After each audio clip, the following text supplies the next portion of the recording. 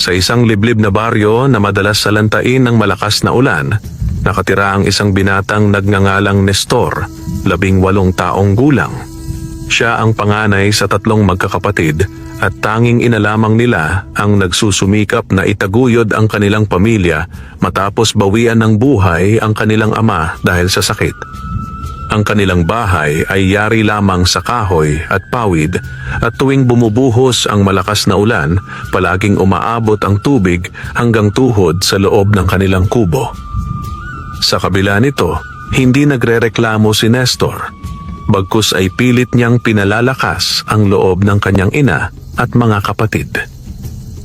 Isang gabi ng malakas na buhos ng ulan, bigla na lamang tumaas ang tubig mula sa ilog malapit sa kanilang baryo. Dumaloy ang baha papunta sa mga kabahayan at maraming pamilya ang napilitang umakyat sa bubungan. Sa gitna ng dilim at lagaslas ng rumaragasang tubig, napansin ni Nestor ang kakaibang bagay na lumulutang. Sa unay, inakala niyang isang laruan o maliit na kahoy na inanod ng tubig. Ngunit nang mas lumapit siya, laking gulat niya nang makita niyang ito'y isang maliit na nilalang, isang duwende. Ang duwende ay maputla, nanginginig at tila nawawala sa ulirat habang lumulutang sa tubig. Ang kanyang katawan ay kasing laki lamang ng isang sanggol na bagong panganak, ngunit malinaw na hindi tao. Napaisip si Nestor kung hahayaan ba niyang matangay ng baha ang kakaibang nilalang o ililigtas ito. Sa kabila ng takot at pangamba na baka isa itong masamang espiritu na naigang kanyang awa.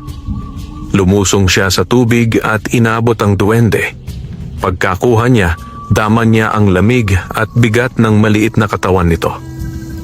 Pag-ahon niya pabalik sa kanilang bahay, agad na nagtaka ang kanyang ina at mga kapatid. "Anak, ano iyan?"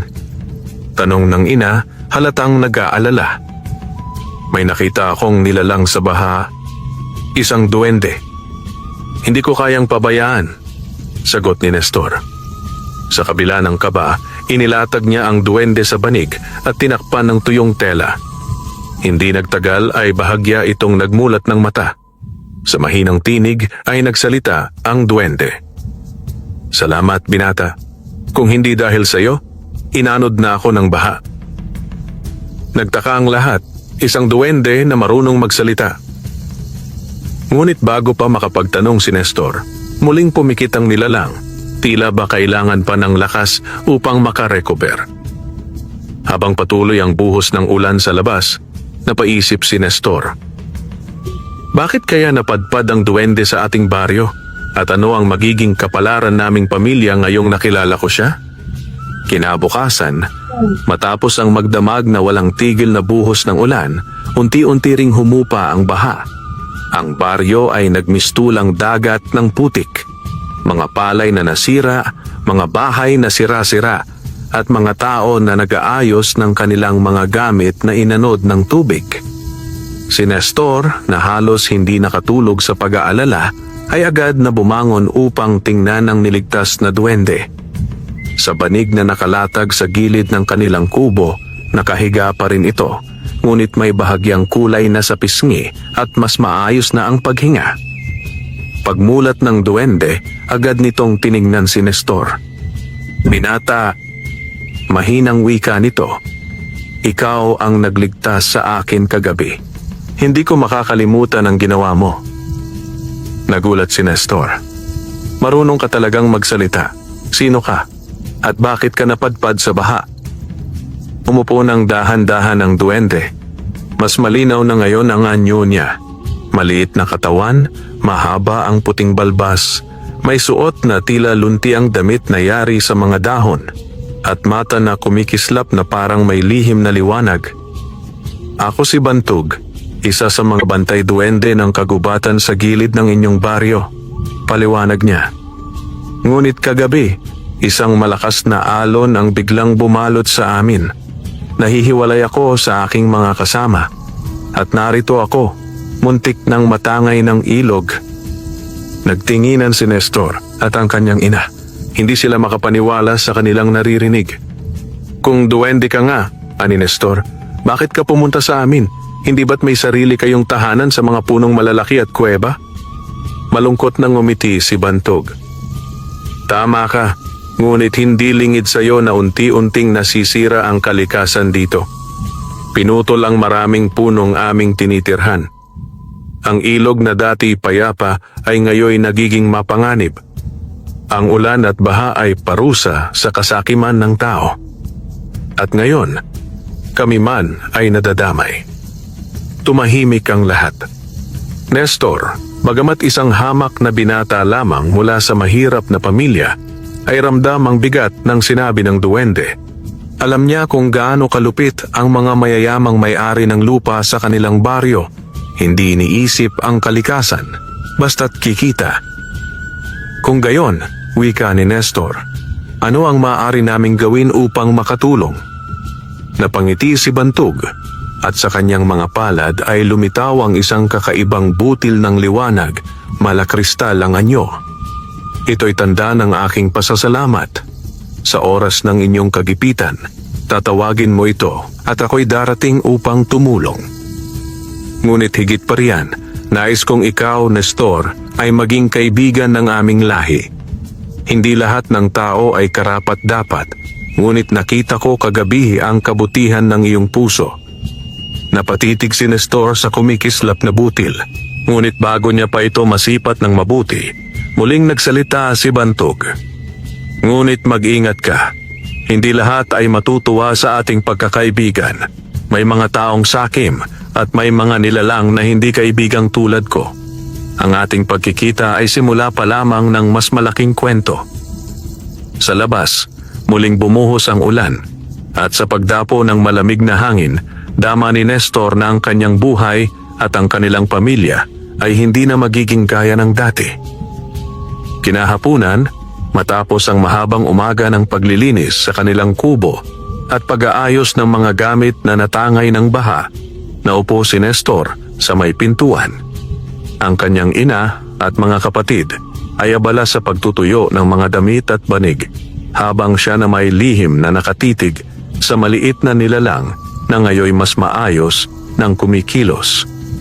Si Bantog, ang duwende, ay tila hindi na kasinghina kagaya ng kagabi, bagkus mas malinaw na ang kanyang mga mata at mas maliwanag ang kulay ng kanyang balat. Inilibot niya ang paningin sa paligid ng kubo. Maliit, sira-sira, ngunit puno ng init at pagmamahalan. Hindi ko akalaing ganito kayo kasimple mamuhay, ani Bantog habang pinagmamasdan ng pamilya ni Nestor.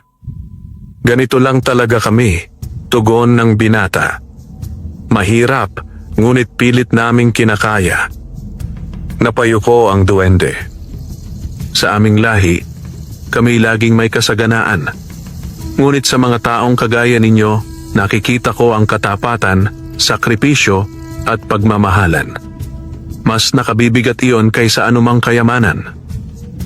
Ngumiti si Nestor. Ngunit kayamanan pa rin ang kailangan namin upang mabuhay. Ang nanay ko'y hirap na sa pagtatrabaho at madalas ay kulang ang aming pagkain. Tahimik na bumuntong hininga si Bantog.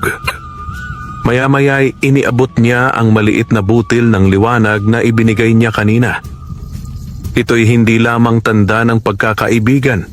Sa bawat paghawak mo nito at pagtawag sa aking ngalan, may kapalaran kang matatanggap. Ngunit tandaan mo, Nestor, huwag mong gamitin ito sa kasakiman, sapagkat ang sinumang gagamit ng hiwaga para sa sariling kalamangan ay magdurusa. Tinanggap ni Nestor ang butil.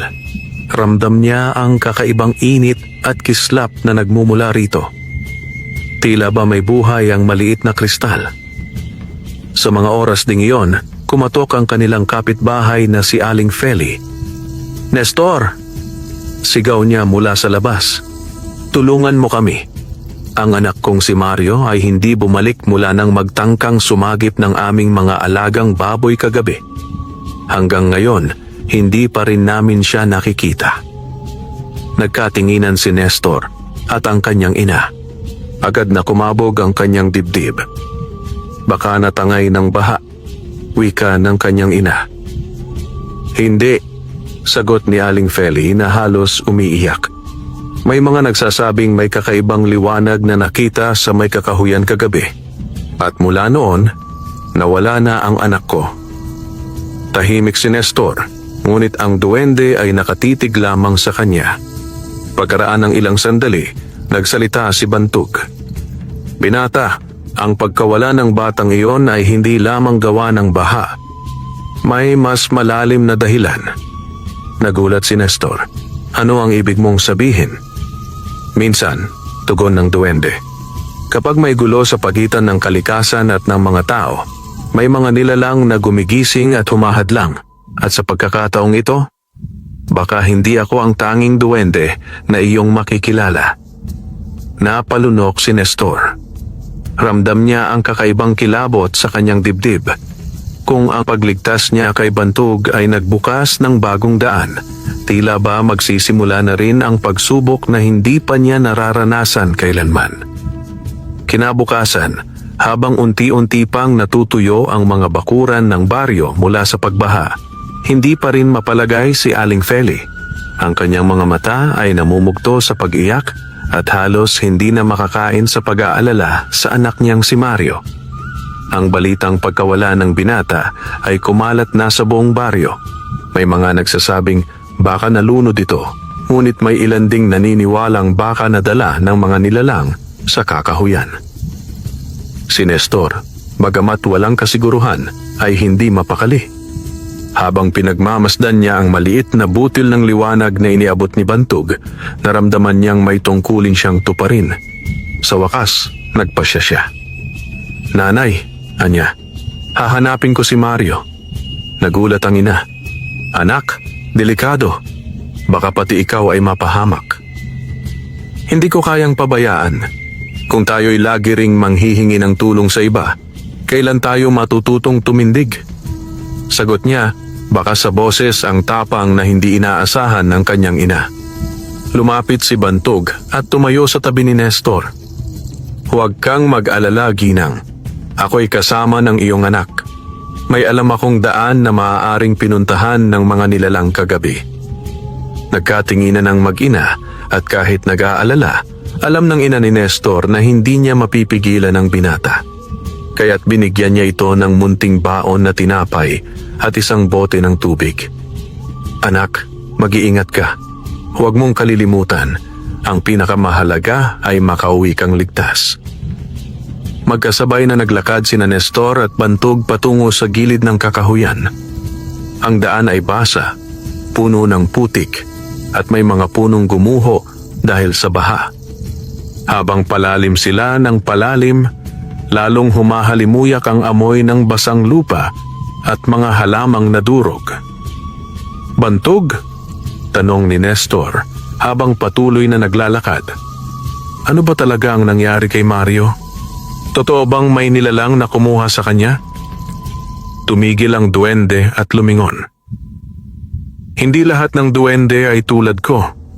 May ilan na matagal nang nagtatago dahil sa galit sa mga tao. Ang ilan sa kanila ay nagiging marahas kapag pakiramdam nila'y inagawan sila ng tirahan o pagkain. Kung ang nakita nilang liwanag kagabi ay totoo, maaaring dinala si Mario ng mga duwending hindi kaibigan ng tao. Nabigla si Nestor. Kung ganon, ano ang gagawin natin? Una, kailangan nating hanapin ang kanilang pugad, ngunit mag-ingat ka. Hindi sila basta-basta nagbabalik ng kanilang bihag. Habang naglalakad, may narinig silang kakaibang tunog.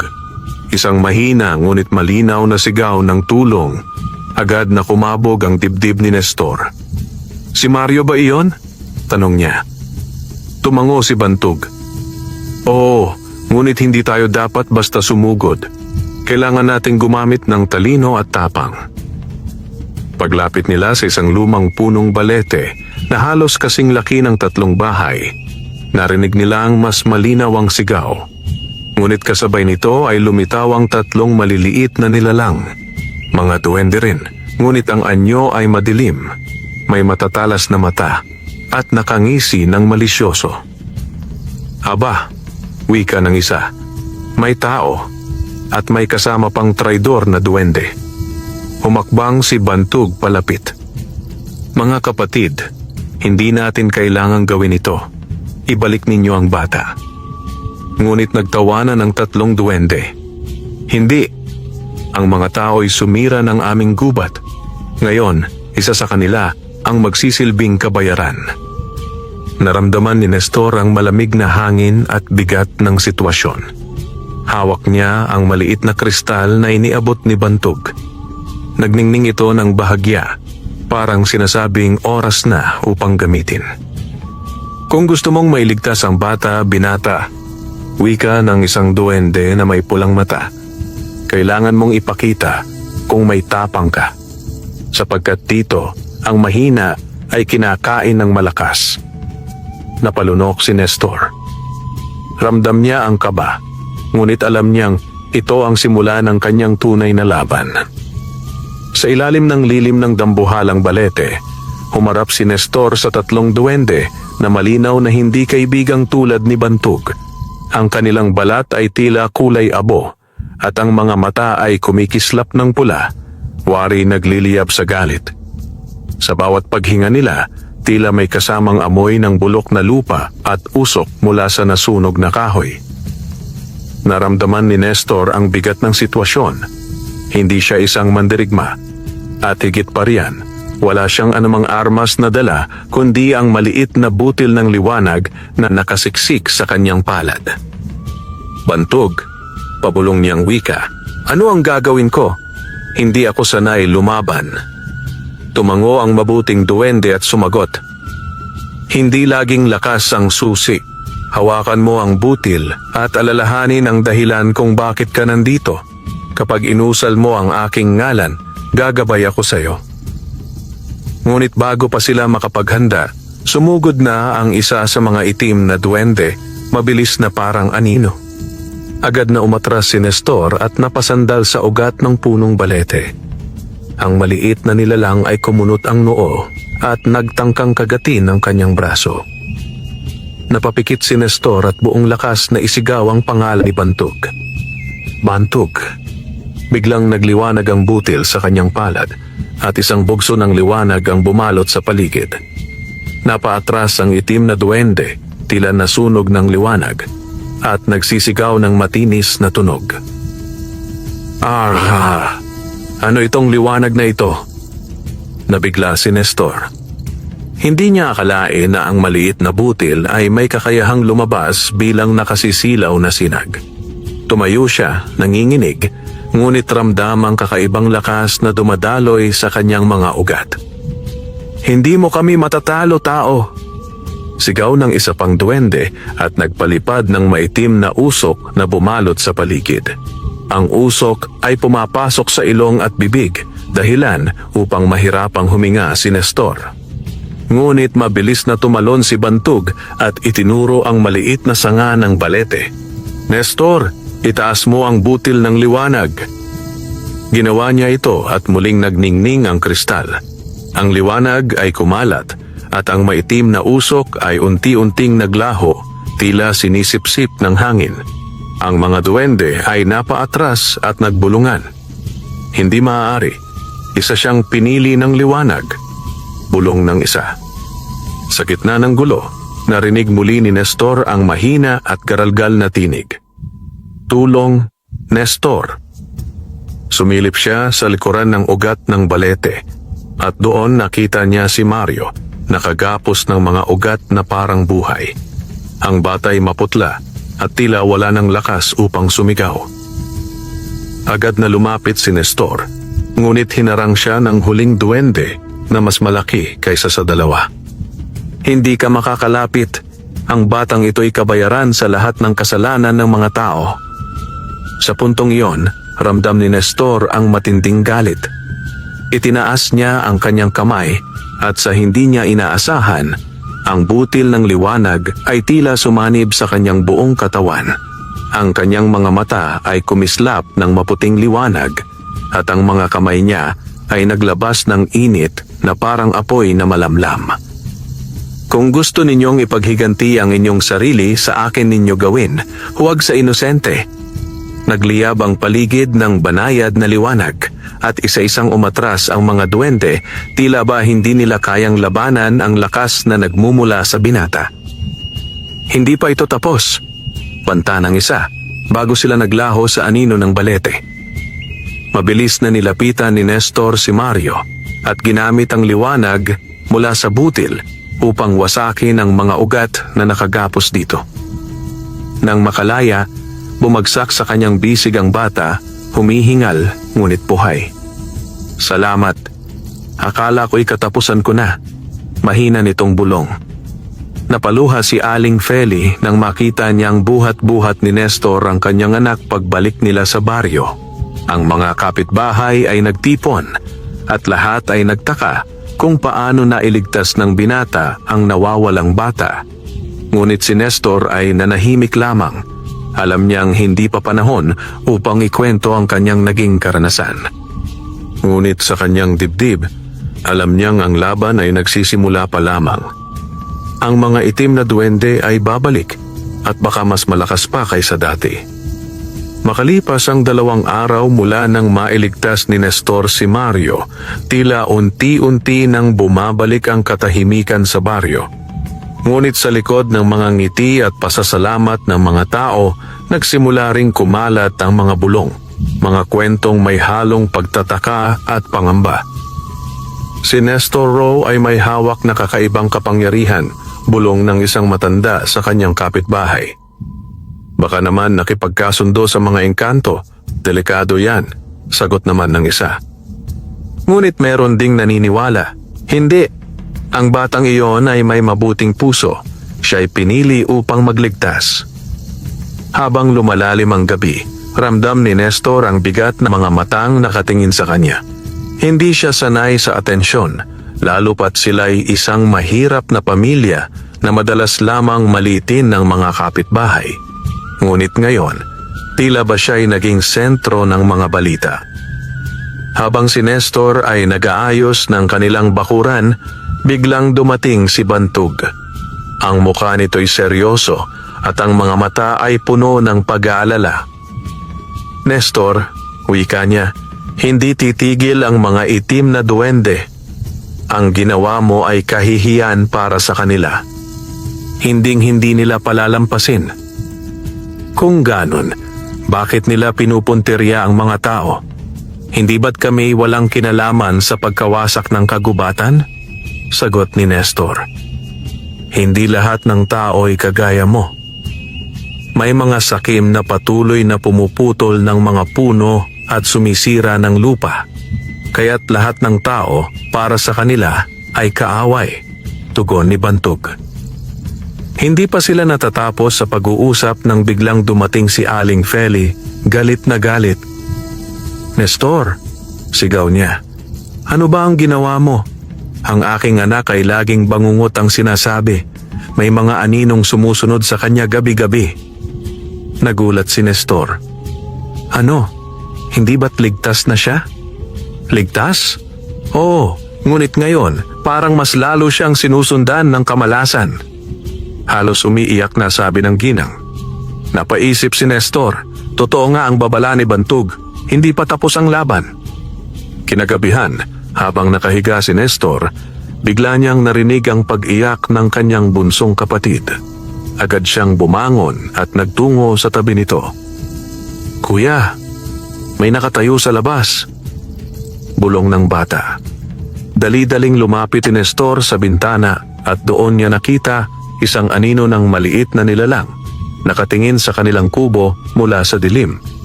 Nang kumislap ang buwan, nakita niyang isa ito sa mga duwende na umatake sa kanila sa balete. Mabilis niyang hinawakan ang butil ng liwanag at sumiklab ito ng banayad na ningning. Sa isang iglap, naglaho ang nilalang. Ngunit alam niyang babalik pa ito, dala ang mas matinding galit. Kinabukasan, nagpulong ang mga tao sa baryo. Ang ilang matatanda ay nagbabala na baka sumpa ang dala ni Nestor, samantalang ang iba na may ipinagtatanggol siya. Kung hindi dahil kay Nestor, baka patay na si Mario, wika ng isang magsasaka. Ngunit paano kung siya mismo ang dahilan kung bakit nagsimula ang lahat ng ito? Sagot ng isa. Napatungo si Nestor. Hindi alam kung paano ipagtatanggol ang sarili. Ngunit bago pa siya makapagsalita, humakbang si Bantog mula sa kanyang tabi.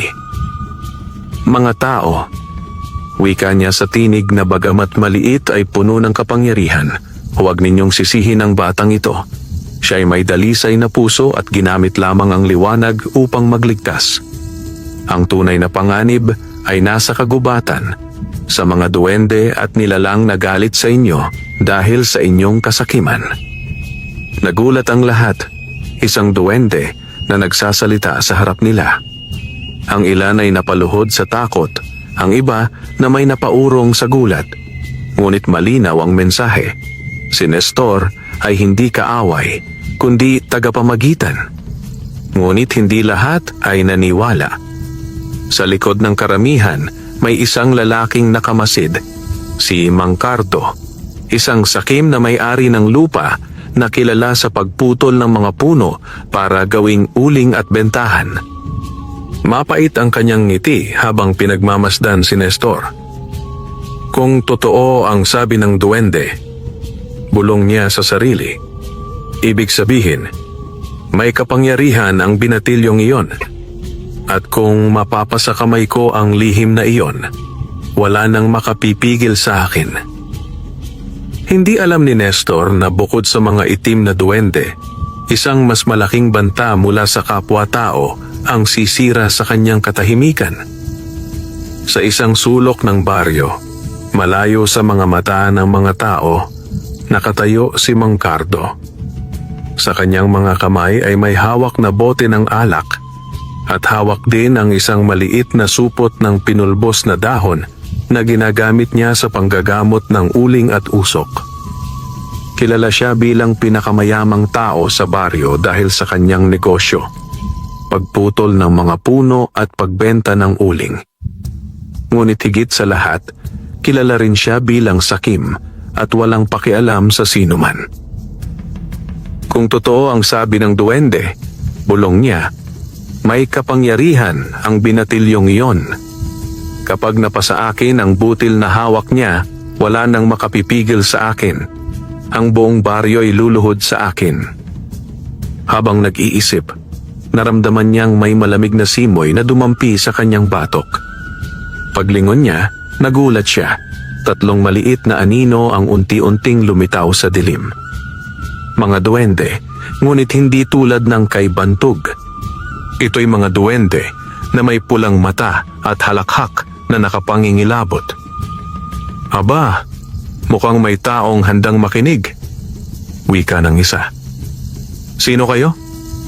Tanong ni Mang Cardo. Bagamat bakas ang kaba, hindi niya naipakita ang takot. Kami ang mga nilalang na tinakwil ng kalikasan dahil sa kasakiman ng tao, sagot ng pangalawa. Ngunit hindi lahat ng tao'y kaaway. Ang mga taong kagaya mo, maaari naming tulungan. Nagkislapan ang mga mata ni Cardo. Tulungan? Ano ang ibig ninyong sabihin? Ang batang si Nestor ay humahadlang sa amin. May hawak siyang liwanag na hindi namin matalo. Ngunit ikaw, kung makikipagkasundo ka, maaari naming ipamana sa iyo ang lakas upang maagaw ang liwanag mula sa kanya. Tumigil saglit si Mang Cardo, nag-isip. Sa kanyang isipan, naroon ang larawan ng buong baryo na nakaluhod sa kanyang harap. Kung ganon, wika niya, ano ang kapalit? Ang iyong katapatan, tugon ng duwende, at ang pangako na hahayaan mong kami mamuhay muli dito, kahit kapalit ay kapahamakan ng mga inosente. Ngumiti si Cardo, malamig at tuso. Kung iyon lang, madali. Basta't mapasa akin ang kapangyarihan, wala akong pakialam sa iba. Samantala, sa kubo ni Nestor, nakaupo siya habang pinagmamasdan ng maliit na butil ng liwanag. Ang kanyang isip ay hindi mapalagay. Simula nang makita niyang binabantayan sila ng mga duwende gabi-gabi, alam niyang hindi sila ligtas. Bantog, tanong niya. Hanggang kailan tayo magtatago? Hindi ba't mas mainam kung harapin na natin sila? Umiling ang duwende.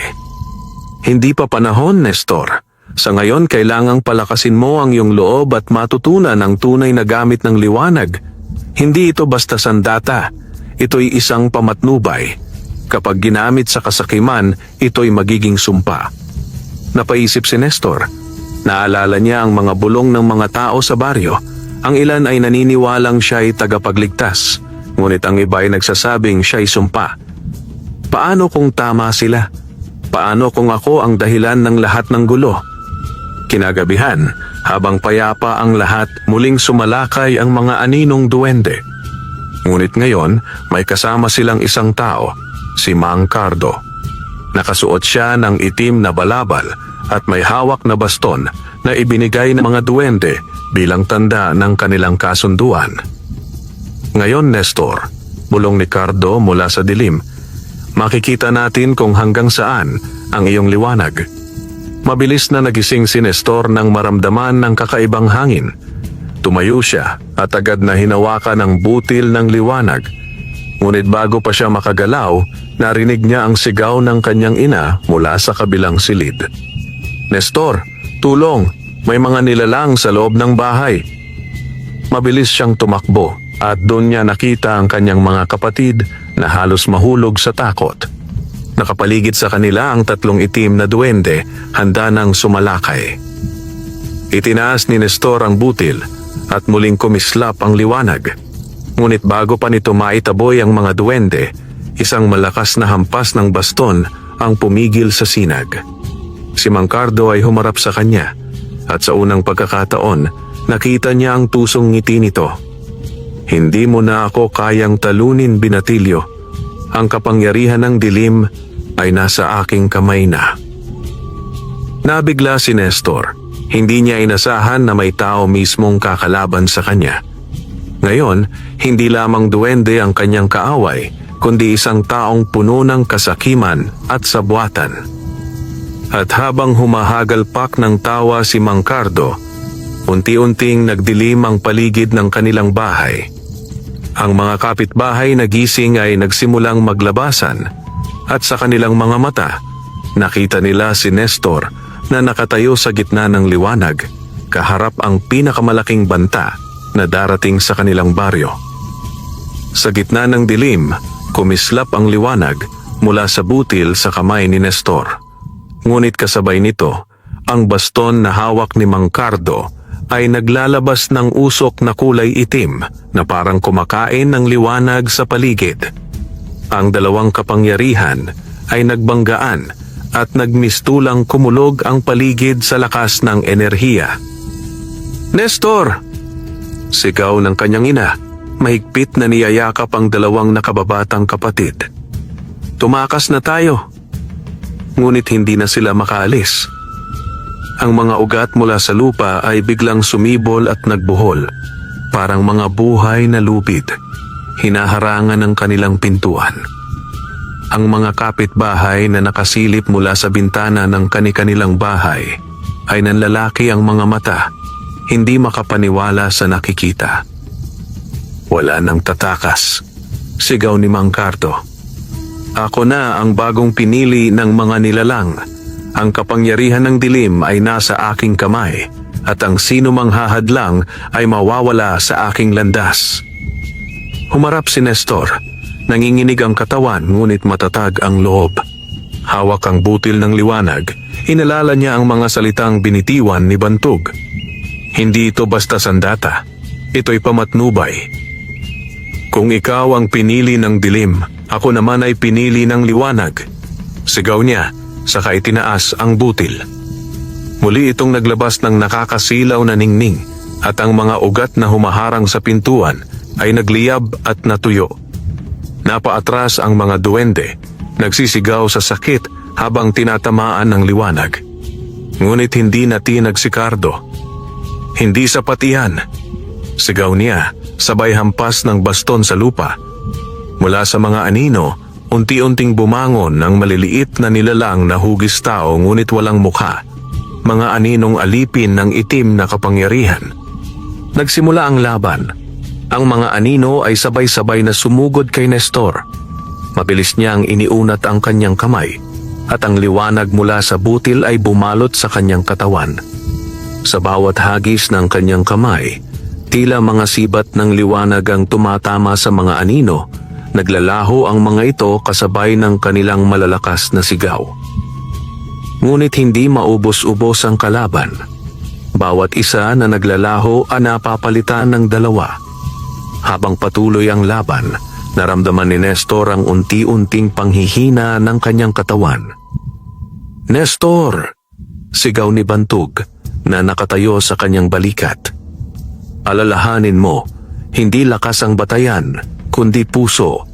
Ituon mo ang iyong isip sa iyong nais ipagtanggol." Pinikit ni Nestor ang kanyang mga mata at inalala ang kanyang pamilya, ang kanyang ina at mga kapatid. Inalala niya ang hirap ng kanilang pamumuhay. Ang mga gabing halos wala silang makain, ngunit patuloy pa ring lumalaban. Sa puntong iyon, ang butil ng liwanag ay biglang nagningning ng higit pa kaysa dati. Isang malakas na sigaw ang pinakawalan ni Nestor at ang liwanag ay sumabog. Nagmistulang araw sa gitna ng gabi. Ang mga anino ay nagsisigawan at naglaho na parang usok na tinangay ng hangin. Ang tatlong itim na duwende ay napaatras. Halos hindi makapaniwala sa kanilang nakita. Ngunit si Mang Cardo, bagamat tinamaan ng liwanag, ay nanatiling nakatayo. Ang kanyang baston ay kumikislap ng pula at sa halip na mawala, lalo lamang itong nagliyab. "Malakas ka, Binatilyo," singhal niya. "Ngunit tandaan mo, hindi ako basta tao. Ako'y kakampi ng dilim at hindi ako susuko hanggang makuha ko ang hawak mong liwanag." Muling nagbanggaan ang kanilang kapangyarihan. Liwanag laban sa dilim, puso laban sa kasakiman. Ang baryo ay nanginig sa kanilang labanan at ang mga tao'y hindi malaman kung sila ba'y dapat tumakbo o lumuhod sa takot. Sa huli, isang malakas na alon liwanag ang nagpalipad kay Mang Cardo at sa mga duwende, itinapon sila sa kakahuyan. Tahimik na bumagsak si Nestor. Hingal na hingal, halos mawalan ng malay. Agad siyang nilapitan ng kanyang ina at ng mga kapitbahay. "Nestor, anak, ligtas ka ba?" Mahina siyang ngumiti. "Oo, nanay. Ngunit hindi pa tapos ang lahat." Sa malayo, mula sa dilim ng kakahuyan, narinig nila ang halakhak ni Mang Cardo. "Maganda ka, Binatilyo.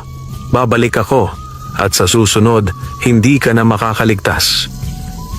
At sa gabing iyon, alam ni Nestor at ng buong baryo na ang tunay na digmaan ay paparating pa lamang.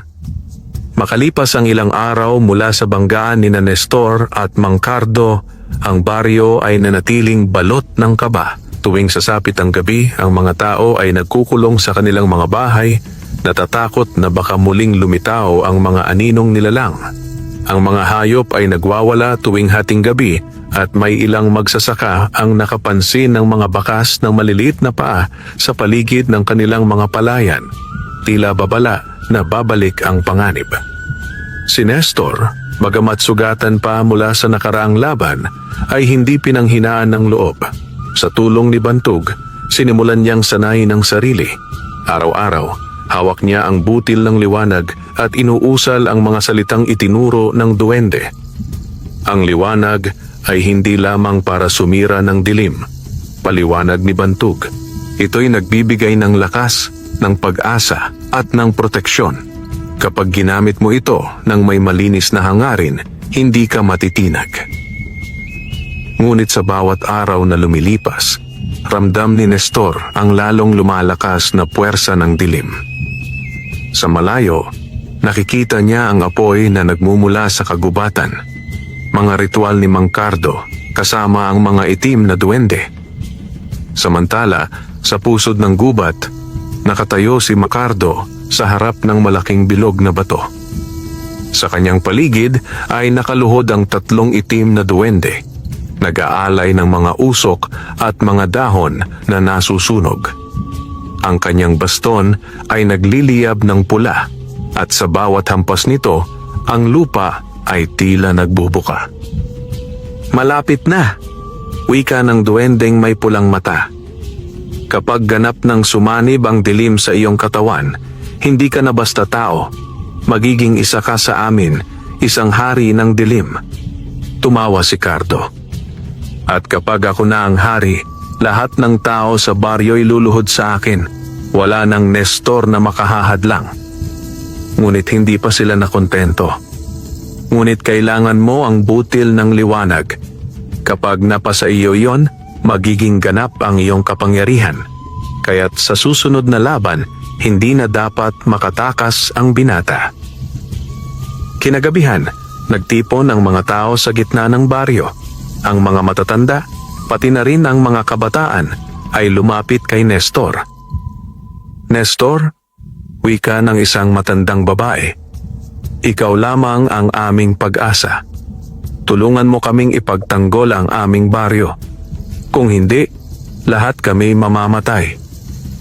Napayuko si Nestor, ramdam ang bigat ng responsibilidad. "Hindi ko alam kung kaya ko," tapat niyang sagot. "Ako'y isang hamak na binata lamang, mahirap at walang lakas. Kung wala si Bantog, baka matagal na akong patay." Ngunit lumapit ang kanyang ina at mahigpit na hinawakan ang kanyang balikat. "Anak, hindi mahalaga kung mahirap tayo. Ang mahalaga, may tapang at puso kang ipaglaban ang tama. Ang buong baryo ay naniniwala sa iyo." Naluha si Nestor at sa kanyang puso muling nagliyab ang determinasyon. Pagbalik niya sa kanilang kubo, nakatulog si Nestor sa pagod. Ngunit sa kanyang pagtulog, nagkaroon siya ng kakaibang panaginip. Nakita niya ang isang malawak na parang na puno ng liwanag at sa gitna nito'y isang matandang duwende na nakaupo sa ibabaw ng bato. "Binata," wika ng matanda, "ako si Dalom, ang pinakamatandang bantay duwende ng liwanag. Ang butil na hawak mo'y bahagi ng aming lahi. Ngunit alalahanin mo, hindi sapat ang kapangyarihan ng liwanag kung hindi mo kayang talunin ang dilim sa iyong puso." "Nangangamba ako," sagot ni Nestor. "Paano kung hindi ko kayanin? Paano kung ako'y bumigay?" Ngumiti ang matanda. "Hindi ka nag-iisa. Ang bawat taong naniniwala sa iyo ay nagbibigay ng lakas. At tandaan mo, ang liwanag ay lumalakas hindi dahil sa takot, kundi dahil sa pagmamahal." Pagising ni Nestor, ramdam niyang mas magaan ang kanyang dibdib. Ngunit hindi pa siya nakababa sa kanilang banig. Biglang dumating si Bantog, hingal at balisa. "Nestor, dumating na ang oras. Si Cardo at ang mga itim na duwende ay papalapit na sa baryo. Kailangan na nating harapin ang huling laban." Mabilis na kumilos si Nestor. Sa kanyang mga mata ay wala na ang pangamba, bagkus ay tapang at determinasyon. Hawak ang butil ng liwanag, lumabas siya ng kanilang kubo at sinalubong ang mga tao. "Mga kababaryo," sigaw niya, "huwag kayong matakot. Hindi ako mag-iisa. Ang liwanag na ito ay para sa ating lahat. At ngayong gabi, ipapakita natin sa dilim na ang kabutihan ay hindi kailanman matatalo ng kasakiman." Nag-iyakan at nagpalakpakan ang mga tao. Ngunit sa malayo mula sa kagubatan, umalingaw-ngaw ang halakhak ni Mang Cardo. "Nestor, handa ka na bang mamatay? Ngayon ay tatapusin na natin ito." At sa gabing iyon, nagsimula ang hudyat ng huling laban, isang digmaan ng liwanag laban sa dilim. Matingkad ang buwan ng gabing iyon, ngunit natatakpan ng makapal na ulap, wari pinipigil ang pagpasok ng liwanag. Sa gilid ng baryo, nagtipon ang mga tao, nanginginig sa kaba habang nakatanaw sa gubat. Sa malayo'y maririnig ang mga alingaungaw ng halakhak, ang tinig ni Mang Cardo at ng kanyang mga kakampi, ang mga itim na duwende. Kasama ni Nestor si Bantog. nakatayo sa gitna ng kapatagan na nagsisilbing harang bago makapasok sa baryo. Hawak niya ang butil ng liwanag at sa kanyang likuran ay ang kanyang ina, mga kapatid, at buong baryo. Nestor, bulong ni Bantog. Ito na ang huling laban. Tandaan mo, huwag kang papayag na lamunin ng takot ang iyong puso. Mula sa kagubatan, lumabas si Mang Cardo, nakasuot ng itim na balabal, at ang kanyang baston ay naglalagablab sa pulang apoy. Sa kanyang tabi ay nakalinya ang mga itim na duwende, at sa kanyang paligid ay mga aninong walang muka na tila hukbo ng dilim. Ayan ka na, Binatilyo, sigaw ni Cardo. Ngayon, ipapakita ko sa lahat na ang kasakiman ay mas makapangyarihan kaysa sa iyong liwanag. Nagliyab ang lupa nang itarak niya ang baston. Mula sa ilalim ay sumibol ang mga ugat at haliging itim, bumabalot sa kapaligiran. Ang mga tao ay nagsisigaw, ngunit nanatiling nakatayo si Nestor. Itinaas ni Nestor ang butil ng liwanag at sumiklab ito ng matinding ningning na halos parang araw. Ang baryo ay biglang nabalot ng puting liwanag at ang mga aninong nilalang ay napaatras, naglalaho sa bawat tama ng sinag. Sumugod si Cardo at nagbanggaan ang kanilang kapangyarihan, baston ng dilim laban sa butil ng liwanag. Ang aling-aungaw ng kanilang banggaan ay umaling-aungaw sa buong baryo, na parabang kulog na nagmumula sa lupa. Hindi mo ako matatalo, Nestor, singhal ni Cardo. Ang dilim ay walang hanggan. Ngunit ang liwanag, sigaw ni Nestor, ay laging nagbabalik kahit gaano kakapal ang dilim. Sa bawat sagupaan, naramdaman ni Nestor ang bigat ng kapangyarihan ni Cardo. Ang kanyang katawan ay halos bumigay, ngunit sa kanyang isipan, inalala niya ang lahat. Ang kanyang ina, mga kapatid, mga kapitbahay, at ang baryong kanyang ipinagtatanggol. Sa huling bugso ng laban, lumitaw ang tatlong itim na duwende at sabay-sabay na umatake kay Nestor. Subalit mabilis na tumalon si Bantog at tinanggap ang isang hampas na para sana kay Nestor. Bantog! Sigaw ng binata, hawak ang duwende na sugatan at mahina. Huwag kang tumigil, Nestor! Bulong ni Bantog. Ang liwanag, nasa iyo na. Huwag mong hayaan na magwagi ang dilim. Naluha si Nestor. Ang kanyang dibdib ay napuno ng matinding damdamin at sa kanyang mga kamay, ang butil ng liwanag ay biglang sumabog. Nagmistulang isang araw sa gitna ng gabi. Ang malakas na liwanag ay bumulag sa lahat. Ang mga aninong hukbo ay naglaho. Ang tatlong itim na duwende ay nagsisigaw bago matunaw na parang abo, at si Mang Cardo ay itinapon sa lupa. Ang kanyang baston ay nabasag sa gitna. Hindi maaari, sigaw niya, nanginginig at halos di makatayo. Ako dapat maging hari ng dilim. Lumapit si Nestor, hawak pa rin ang liwanag sa kanyang palad. Hindi ka kailanman magiging hari, Cardo, sapagkat ang kasakiman ay walang trono, ang kabutihan lamang ang tunay na naghahari. Sa huling sigaw ni Cardo, nilamon siya ng sariling anino at tuluyan ng naglaho sa harap ng lahat. Natahimik ang paligid. Ang baryo na kanina'y balot ng takot ay ngayoy nabalutan ng payapang liwanag. Ang mga tao ay lumapit kay Nestor, nagsisigawan sa tuwa at nagtatalon sa galak. Siya ang nagligtas sa atin, sigaw ng isang bata. Si Nestor ang ating bayani, dagdag ng isang magsasaka. Ngunit si Nestor ay lumuhod sa tabi ni Bantog na mahina ngunit nakangiti. Nagawa mo, Nestor, wika ng duwende. Ngayon, ang liwanag ay hindi lamang sa iyo, kundi sa buong baryo. Habang may mga taong tulad mo na handang magsakripisyo, hindi kailanman magwawagi ang dilim. Niyakap ni Nestor ang maliit na kaibigan, luhang nagpasalamat, at sa puso niya, alam niyang nagsimula na ang bagong yugto. Hindi na siya ang binatang mahirap na walang laban, kundi ang binatang nagdala ng liwanag sa kanilang baryo. Ngunit sa likod ng tagumpay, may naiwan pa ring katanungan. Kung may liwanag na butil sa kamay ni Nestor, baka mayroon ding iba pang nakakalat sa mundo at baka may iba pang nilalang na naghihintay na angkinin ito. At doon, nagsimula ang bagong alamat ng binatang mahirap at ng duwende palutang-lutang sa baha na nagbago ng kapalaran ng kanilang baryo magpakailanman. Wakas,